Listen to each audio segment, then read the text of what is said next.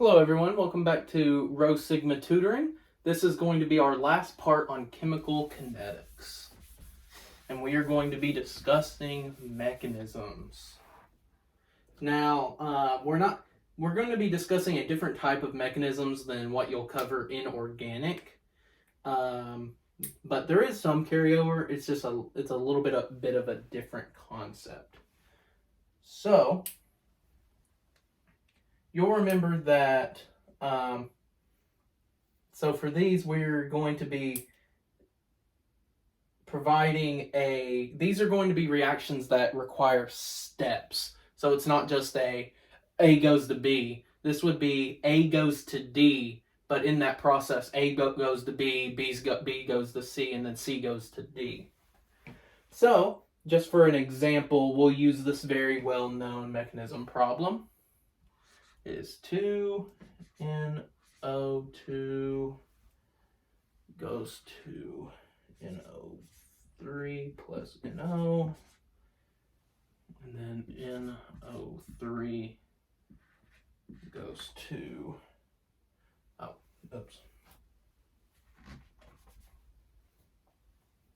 3 plus CO goes to NO2, CO2. Alright, so what we need to do first, they'll also give you this. So the first thing you need to do when you're doing a mechanism problem is you need to find what is called the rate determining step. And this is always going to be the slow step in the reaction. So, we need to find our rate determining step. We go to the slow. So our slow step is our first step.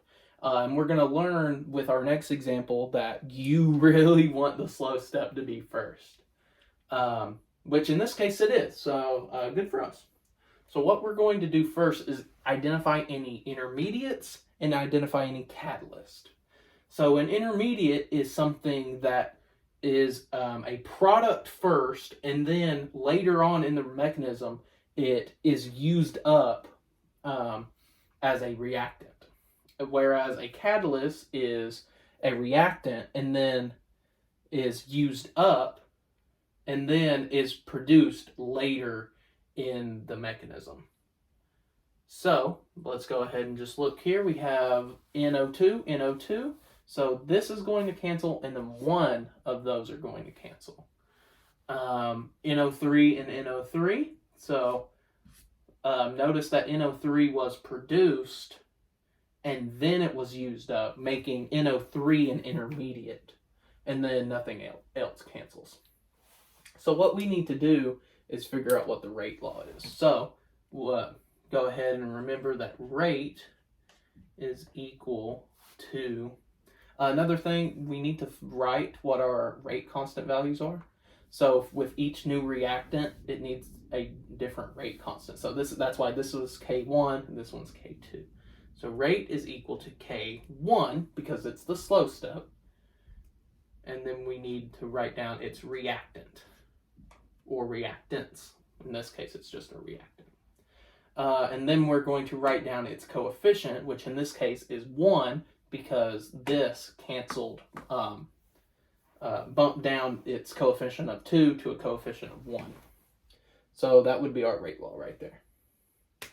Not too hard. You just, really the gist of it is you need to find the rate determining step, which means finding the slow step as fast as you can. So first one's not too hard. This next one is where the curveball's thrown. And that's because the slow step is not first. If the slow step is not first, you're in for a time. So let's go ahead and write down another very well-known mechanism. And this will also be a teaser into the next unit in our Gen Chem 2 series, that being equilibrium, which is a big unit in Gen Chem 2.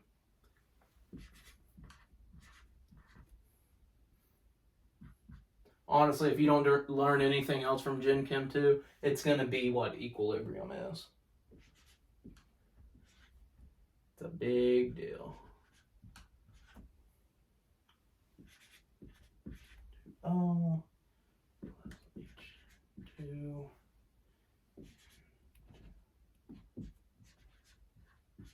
All right.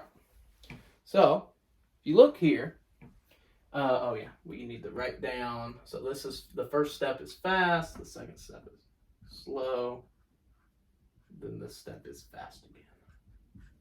Okay. So first thing we need to do is we need to find the rate determining step, which is the slow step. So we look, the second one is slow. So we need to write the rate law for this one. So rate is equal to, let's go ahead and write down our K's. So K1. And then this double-sided arrow is different from these one-sided arrows. And what that means is that this first equation is at equilibrium. It's going this way and that way. It's going the forward rate and the backwards rate at the same rate. So K1 and K negative 1 are equal. So, and then this one's K2, that's easy, and then this one's K3, super easy. So the slow step, so rate is equal to K2, and then we got to write down its reactants, so N2O2 and H2.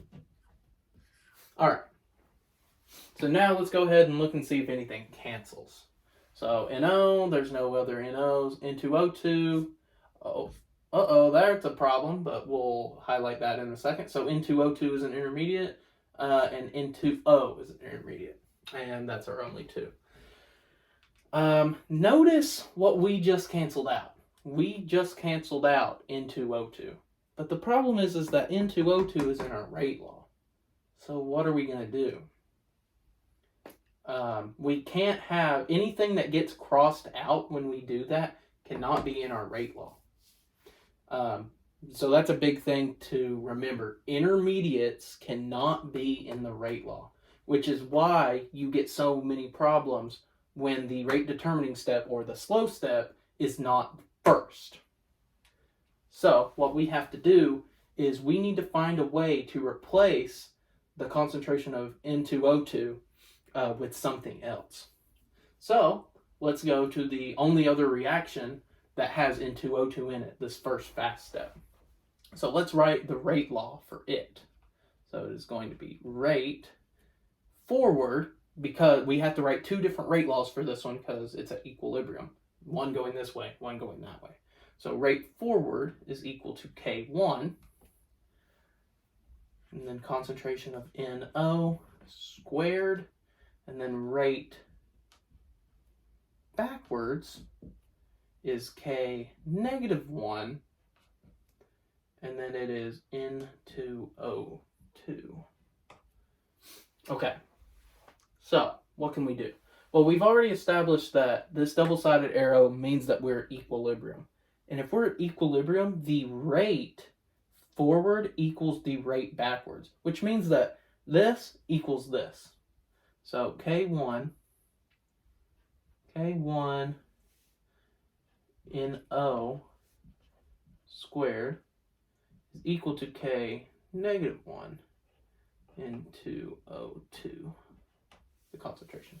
So what we can do is we can just divide K negative 1, and then we can get N2O2 by itself, and then we can plug all of that in for that, and then we have our legitimate rate law. So let's go ahead and just divide that. So what we are left with is that N2O2 is equal to K1 NO squared is equal to K negative 1. And another thing we can recognize is that K1 is equal to K negative 1, which means that those cancel. So N2O2, the concentration, is equal to the concentration of NO squared, which is super awesome because then we can plug that in right there, which gives us the answer that rate is equal to K2 NO squared H2. And that would be our answer. So the big thing on working on these mechanisms is, number one, you got to find the rate determining step, which is the slow step, and then from there, if it's in the first step, you're in good hands. If it's the first step of the mechanism, the slow step, then you're in good hands.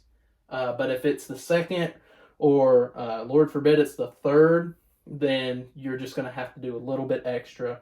But that's not a bad thing. Just means that you're going to get a little bit more practice in. All right, well, that was chemical kinetics.